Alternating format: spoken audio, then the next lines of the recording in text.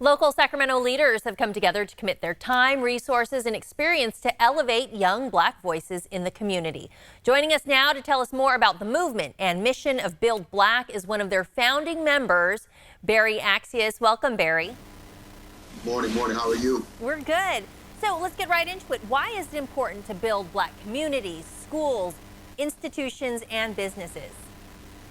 I mean, we're building Black power. The empowerment of Black people, I think, has been shelved by America for so long. So this coalition of Build.Black that was collectively created by faith leaders, community activists, health experts, as well as other advocates to kind of push this idea of justice, health equity, change, Black investment, and empowerment in our communities that, again, we've seen the lack thereof.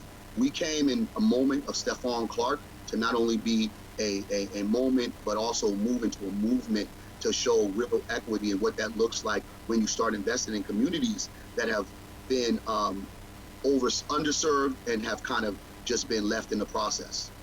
All right, and you guys go by the 4 pillars of Build.Black, that's what you call it. So the first one is focused on uplifting Black youth voices.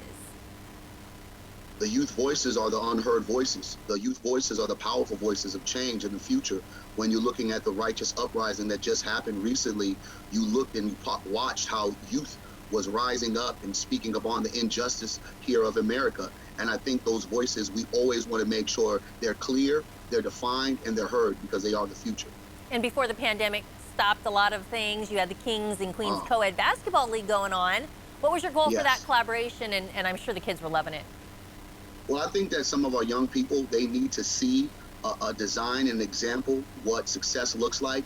And having that partnership with the Kings allow young people that probably would have never had access to be on the Kings floor, let alone be in the stadium, to not only recognize that if they were going to pursue a career in athletics, that there's more options than just being a basketball player, as well as being around that energy success. Well, we believe that you breed success by seeing success. And when young people are able to sit there and have a joyous moment of playing on the actual floor where some of their heroes are playing, that is instant motivation. They bring that back to their communities and it spreads like wildfire. So our thing is about exposing our young people with the necessary tools to make them successful. Yeah, I love that. They do definitely respond to that. Another pillar you have is geared toward health equity and access. Yes. Tell us more. I mean, you just have to look at some of the Black communities. Unfortunately, we're filled with food deserts, food insecurities, and we're starting to say, especially when you look at this pandemic, right? We were able to look at how African Americans were the low totem pole on every piece of the pandemic as far as health equity. So our yell has kind of been connected to now the numbers and the statistics. So when we're saying that we need to have more health clinics, we need to have more access to healthy food, as well as doctors that look like us.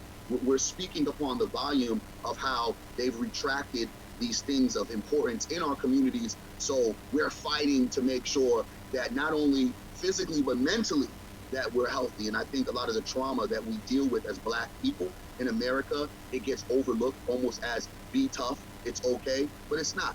We go through a lot of trauma, and we're also focusing on the physical, the self-esteem of African Americans when they're looking at dead bodies over and over on TV screens, that we have to start focusing on a mentality and what that looks like for us to really build Black in a way of making sure our common sense, our sensibility, and our self-esteem is all correct.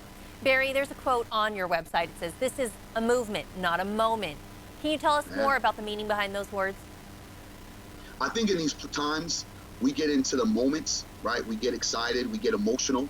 We don't think strategy. Our idea is strategy over emotion.